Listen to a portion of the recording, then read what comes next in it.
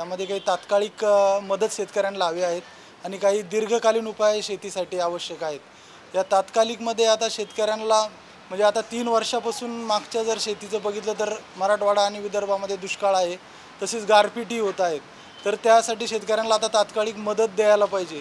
तर ती पीक विम्याच्या संदर्भात असेल, क्रेडिट योजना असेल किंवा शेतीसाठी काही कर्ज वगैरे असतील, त्यासाठी भरपूर मदत शेतकऱ्यांसाठी करायला पाहिजे।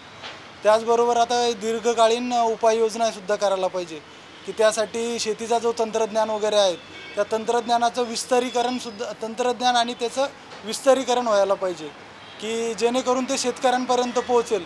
त्यासाठी मग काही ज्या लॅबोरेटरीज आहेत ॲग्रिकल्चर संबंधित किंवा काही जे विशेष ॲग्रिकल्चर ग्रॅज्युएट आहे ते शेतकऱ्यांपर्यंत पोहोचायला पाहिजे। त्यानंतर शेती संबंधित काही रोजगार किंवा इतर उद्योगसुद्धा करायला पाहिजे गव्हर्नमेंटने की जेणेकरून आता शेतीवरती 50 ते 60% जनता प्रत्यक्ष अप्रत्यक्ष इथे अवलंबून आहे।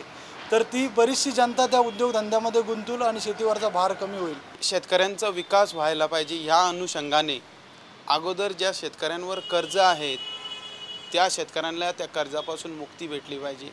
दुसरी त्यांच्या शेतीमध्ये प्रगत होण्यासाठी जसं खत आहे, मायक्रो सिंचन आहेत, बी बियाणे आहेत, याच्यावर गव्हर्नमेंटनं भरीव सबसिडी शेतकऱ्यांना दिली पाहिजे।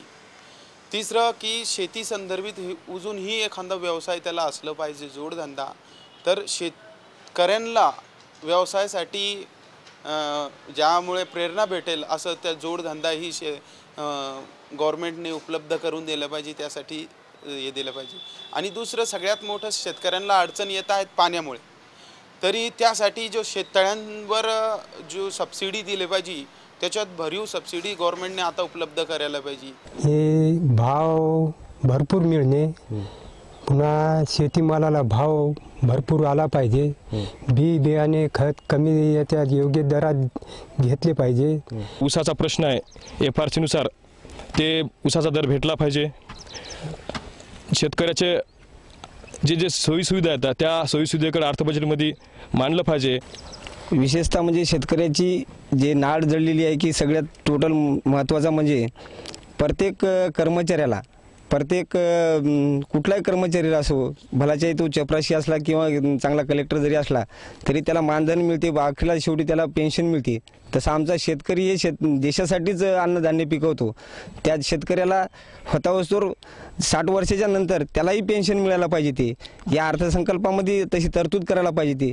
आणि या वारंवार लोक शहरापर्यंत जाऊ शकत नाहीत, वाटेनं डिलिव्हर होऊन बरेच काही बाळ एक्सपायर होतात, बायका एक्सपायर होतात। माझी अपेक्षा एकच आहे की प्रत्येक ग्रामीण भागामध्ये चांगले हॉस्पिटल असावेत, चांगले डॉक्टर्स असावेत। येणाऱ्या अर्थसंकल्पात शेतकऱ्यांसाठी सरकारने जी खतावरील जी सबसिडी आहे, खताचा आणि उत्पादनाचा खर्च काढला तर शेवटी 0 उरतो। तर या शेतकऱ्याला खतावरची सबसिडी जास्त भाव देण्यात यावी व शेतकऱ्यांचा जो माल आहे त्यांची एक आधारभूत किंमत फिक्स करावी, त्यांच्या खर्चावर आधारित ती किंमत असावी। आणि मराठवाड्याचे जे शेतकरी आहेत यावर्षी 100% दुष्काळग्रस्त भाग असल्यामुळे ज्या शेतकऱ्यांची मुलं इंजिनिअरिंग कॉलेजला आपले मेडिकल कॉलेजला आहेत त्यांची फीस माफ करण्यात यावी। कृषी मालाला जी कृषी कर्ज दिली जातात त्याच्या मर्यादा वाढवून मिळाव्यात, त्याच्या मर्यादा खूप कमी आहेत। पण पूर्वीपासूनच 3 लाख ह्या मर्यादेपर्यंत 5% व्याज आहे आणि त्याच्यापुढे व्याज वाढत जातं। तर ह्या मर्यादा आता किमान 10 लाखापर्यंत कृषी कर्ज ही 5% किंवा अल्प व्याजदराने मिळावी ही प्रमुख मागणी आहे। त्याच्यानंतर ज्या निर्यातीसाठी योजना आहेत त्याच्यामध्ये निर्यातीला प्रोत्साहन म्हणून इन्सेंटिव्ह दिला जातो कृषी उपज योजनेअंतर्गत। तर तो फळांना आणि भाजीपाल्याला 5% होता, तर ह्या वर्षीपासून तो भाजीपाल्यांचा बंदच झाला आहे। तर तो पुन्हा भाजीपाला शेतकऱ्यांसाठी चालू व्हावा। आणि आंब्यासाठी तो फक्त 5% आहे, अदरवाईज केळा आणखीन ग्रेप्स ह्याच्यामध्ये हा 7.5% आहे। त्याप्रमाणे 7.5% इन्सेंटिव्ह आंब्यालाही निर्यातीसाठी मिळावा।